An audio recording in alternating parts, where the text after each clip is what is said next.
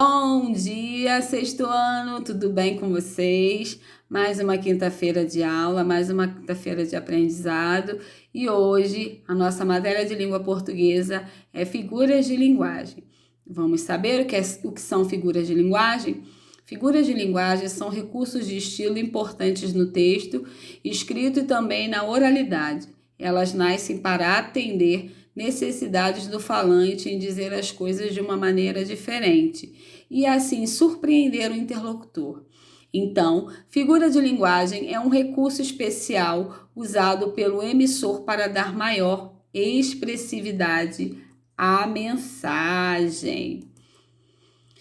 As figuras de linguagem se subdividem em figuras de som, figuras de palavras, figuras de pensamento e figuras de construção.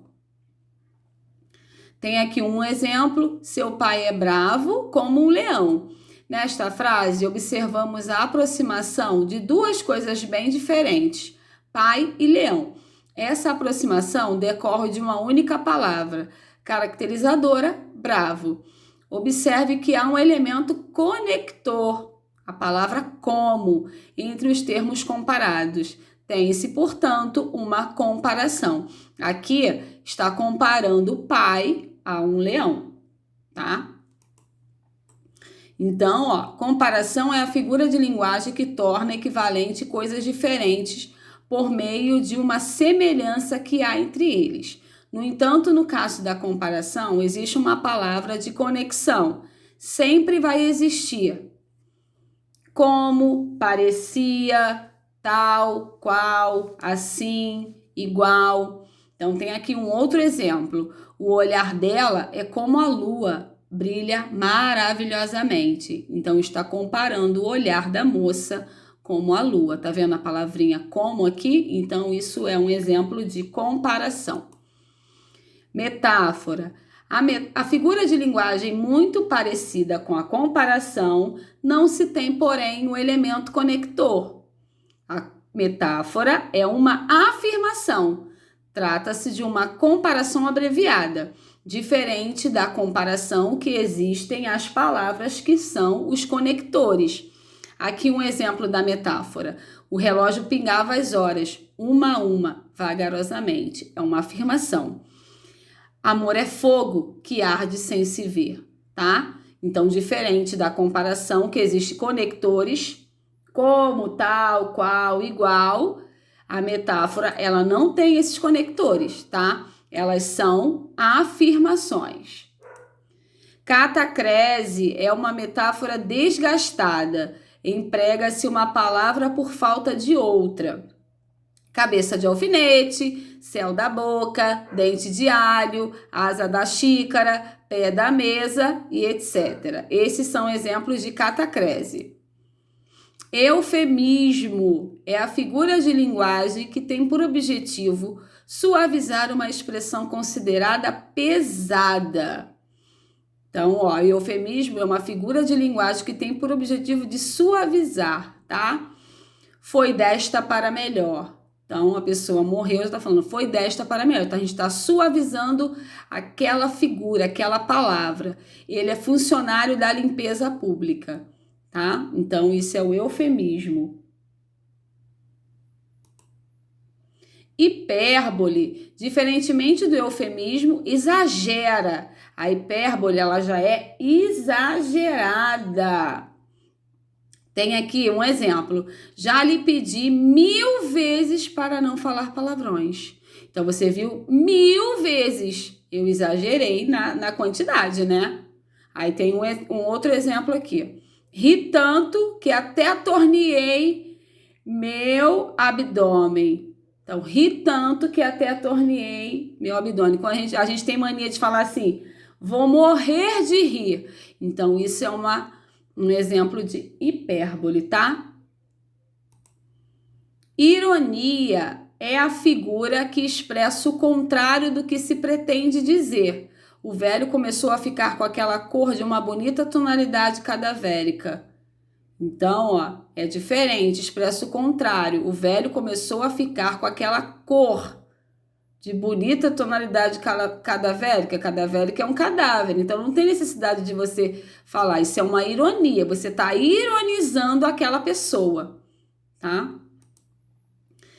Elipse é a omissão de uma ou mais palavras de um termo de fácil identificação. Posso pegar a minha moedinha de volta? Então, a gente omitiu a palavrinha eu. Ele não usou. Eu posso pegar a minha moedinha de volta? Então, isso é uma elipse. Em frente do meu leito, em negro quadro, a minha amante, ela dorme. Tá vendo que ele omitiu ela? É uma estampa de bela adormecida. Então, é a omissão de uma palavra, de um termo de fácil de identificação. A gente poderia ter usado, mas a gente não necessitou de usá-lo. A gente já identificou a frase. Posso pegar a minha moedinha de volta? Eu não precisei colocar. Eu posso pegar a minha moedinha de volta? Então, a gente sabe que ali é uma elipse. Tá ali, mas tá escondido, tá oculto, tá? Zeugma é a omissão de uma ou mais palavras já expressa anteriormente na frase. Uma parte de mim é multidão, outra parte é estranheza e solidão. É a omissão de uma palavra ou mais palavras já expressa anteriormente na frase, tá? Pleonasmo ou redundância consiste na repetição de um termo para realçar o sentido. Aí tem aqui alguns exemplos. Nas tardes da fazenda há muito azul demais. A mim me enerva o ador com que ela vibra. Aí tem um exemplo mais claro aqui embaixo. Proibido barulho sonoro. Tá vendo? Isso é pleonasmo. Você repetiu. Proibido barulho sonoro. Tem aqui gelo gelado. Você está enfatizando. Gelo gelado? Não precisava do gelado. Gelo gelado. A gente já sabe que gelo é gelado. Peixaria. Temos peixe. Aviso. O bar do Fritz Joinville no momento não está aberto, porque está fechado. A gerência. Tá? Evite estas redundâncias. Então, aqui tem coisas que nós não devemos falar, repetir. Elo de ligação. Se é um elo, você já sabe que é ligação. Há 2 anos atrás. Já está falando, foi algo passado, não precisa escrever o atrás. Sorriso nos lábios. Da onde vem o sorriso? Dos lábios, não precisa escrever lábios. Amanhecer o dia. Amanhecer é de dia, não precisa escrever o dia. Consenso geral. Consenso é um comum acordo onde todos concordarem, então não precisa escrever o geral. Conviver juntos. Não precisa escrever juntos, porque se conviver já está todo mundo incluído.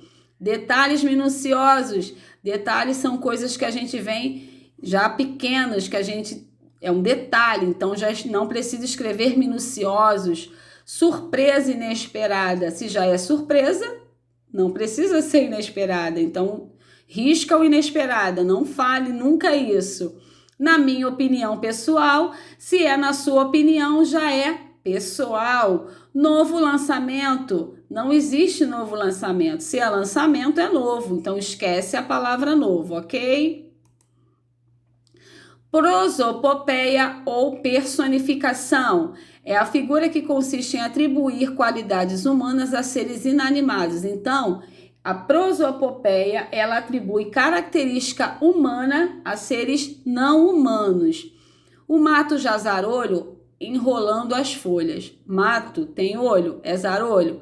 Não, então ele atribuiu uma qualidade ao mato. O vento beija meus cabelos.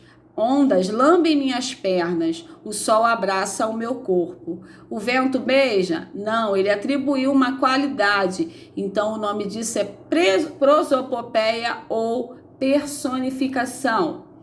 Metonímia consiste em usar uma palavra por outra, normalmente marca, tá? Metonímia a gente usa muita marca. Tá aqui, adoro ler Machado de Assis, a gente sabe que Machado de Assis é uma marca de um livro. Ela comeu toda a caixa de bombom, então a gente sabe que também caixa de bombom é uma marca, Você poderia também ter colocado, ela comeu toda a caixa da Nestlé, que a gente está trocando por marca. Então, tem aqui algumas marcas usadas na metonímia: Gillette, Band-Aid, Bombril, Ninho, Nissin, tá? Onomatopeia trata-se da criação de uma palavra para reproduzir sons ou ruídos. São aqueles barulhinhos, nós já até estudamos isso. São os barulhinhos que aparecem ao som. Som de choro, som de grito, som de raiva, som de campainha. Então, isso é onomatopeia. Isso são figuras de linguagem. Aliteração ou repetição é a palavra que consiste em sugerir um determinado som ou efeito por meio da repetição de sons consonantais: viola, violeta, violenta, violada. Eu repeti sons consonantais, tá? Aí tem aqui alguns exemplos, mas isso não tem no livro de vocês, tá bom? Aí aqui é continuação e também nós vamos falar sobre anacoluto. Consiste na modificação da estrutura regular de uma oração que se introduz uma palavra ou expressão que fica solta, sem ligação sintática com os outros termos desta oração. Então, a anacoluto é quando você faz uma quebra na síntese, ela quebra a função sintática no período. Então, aqui, essas criadas de hoje é um período. Vocês lembram que a gente estudou o período? Não se pode confiar mais. Outro período. Eu, um período. Não me importa a desonra do mundo. Outro período. Então, isso é anacoluto, tá bom? E por último, a antítese, que são ideias opostas de sentido.